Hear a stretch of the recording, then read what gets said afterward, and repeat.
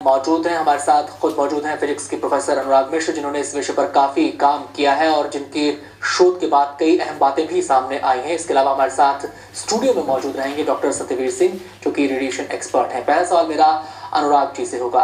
अनुराग जी, क्या ये कहा जाए कि पूरा कानपुर इस समय डेंजर जोन में है और खासकर वो तमाम शहर, वो तमाम इलाके जहां पर मोबाइल टावर्स की बहुतायत है, वो तमाम इलाके डेंजर जोन में है? मेरे जो परिणाम निकले हैं रिसर्च के अभी तक जी, उस हिसाब से बहुत अच्छे रिजल्ट्स तो नहीं सामने आए हैं, क्योंकि जिस हिसाब से टावर्स लगे हैं, आप इस चीज को देखें कि अगर एक टावर हमें बिल्डिंग के ऊपर दिखता है तो इसका मतलब ये कतई नहीं कि एक मोबाइल ऑपरेटर उसको यूज कर रहा है, एक से ज्यादा लोग उसको यूज करते हैं जी। अच्छा, दूसरी चीज है रिहायशी इलाके, बहुत जरूरी होता है कि वहां पर कनेक्टिविटी बनी रहे, क्योंकि यूजर ज्यादा है। तो उस चक्कर में इसका जो पावर डेंसिटी वाला फैक्टर है, जिसको हमें ध्यान में रखना है, वो बहुत ज्यादा पाया गया है और अधिकतर इलाकों में। जी, अनुराग जी, आपसे हमारी बातचीत जारी रहेगी। यहाँ पर सत्यवीर जी को भी अपनी चर्चा में शामिल करना चाहेंगे। सत्यवीर जी, एक आइडियल सिचुएशन क्या होनी चाहिए मोबाइल टावर को लेकर? रेडिएशन कितनी रेडियस तक उसका इफेक्ट हो सकता है? कितनी रेडिएशन तय सीमा उसकी है? मानक उसका क्या है? रेडिएशन टावर को गवर्नमेंट को कुछ नॉर्म्स फिक्स करने चाहिए। जो रेजिडेंशियल एरिया में जो मोबाइल टावर्स लगे हुए हैं वो बहुत खतरनाक हो सकते हैं। उनका कुछ नॉर्म्स, कुछ मिनिमम जो दूरी है वो 500 मीटर्स की होनी चाहिए, कम से कम दूरी। और जितना नज़दीक सिग्नल टावर होगा उतना ही इफेक्ट रेडिएशन पॉपुलेशन के ऊपर ज़्यादा आएगा। तो ये टावर गवर्नमेंट को फिक्स करना चाहिए, ये जिसकी इंटेंसिटी एक इलेक्ट्रोमैग्नेटिक रेडिएशन का एक पार्ट होता है। जैसे लाइक आप घर में माइक्रोवेव यूज करते हैं, माइक्रोवेव का आप इफेक्ट देख सकते हैं। इसी तरह ये मोबाइल टावर से मैग्नेटिक वेव्स निकलती हैं, उनको बहुत डेंजरस हो सकती हैं। तो उसका इफेक्ट्स बहुत ह्यूमन सेल्स के ऊपर बहुत ज़्यादा होता है। तो जो सेंसिटिव सेल्स होती हैं, स्पेशली जो जेनेटिक सेल्स होती हैं, न्यूरॉन्स होते हैं, इन पे बहुत ज़्यादा होता है। तो गवर्नमेंट को ये फिक्स करना चाहिए कि इनकी दूरी एक मिनिमम स्टैंडर्डाइज होना चाहिए। जी, एक बार फिर से हम रुक करेंगे कानपुर का। अनुराग जी हमारे साथ मौजूद हैं। अनुराग, जब आप इस विषय पर काम कर रहे थे तो क्या आपने कंपैरेटिव स्टडी भी किया है कि जिन इलाकों में मोबाइल टावर्स ज़्यादा हैं वहाँ के लोगों का क्या उनको दिक्कतें हो रही हैं, किस तरीके से वो फील करते हैं, और जहाँ पर ये टावर्स नहीं हैं और जहाँ पर टावर्स कम है, रेडिएशन का इफेक्ट उतना नहीं है, क्या लोगों के स्वास्थ्य संबंधी दिक्कतें वहाँ भी वैसी ही हैं या फिर वहाँ पर कुछ कम पाई गई हैं? इसको हमने कैटेगराइज किया था। बेसिकली एज फैक्टर एक बहुत इंपॉर्टेंट फैक्टर रहा है इस रिसर्च में।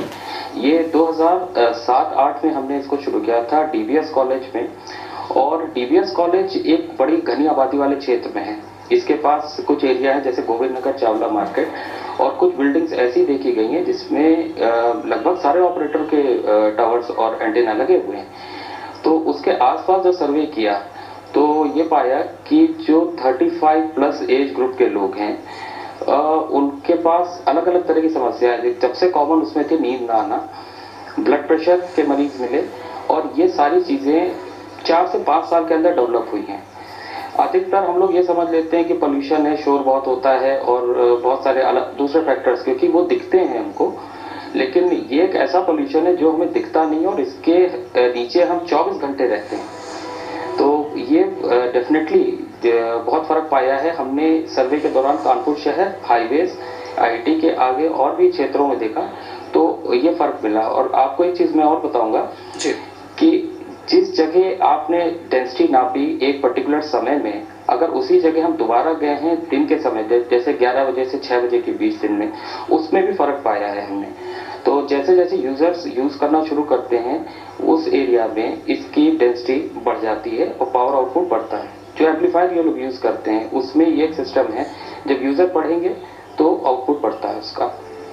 जी, अनुराग, आपसे हमारी बातचीत जारी रहेगी। साथ ही साथ चर्चा के सिलसिले को आगे सत्यवीर जी के साथ भी बढ़ाएंगे, लेकिन उससे पहले एक रिपोर्ट अपने दर्शकों को यहाँ पे दिखाते हैं। कानपुर में रेडिएशन का स्तर खतरे के निशान से ऊपर है। कितना ऊपर है जानने की कोशिश की हमारे संवाददाता ब्रजेश श्रीवास्तव ने।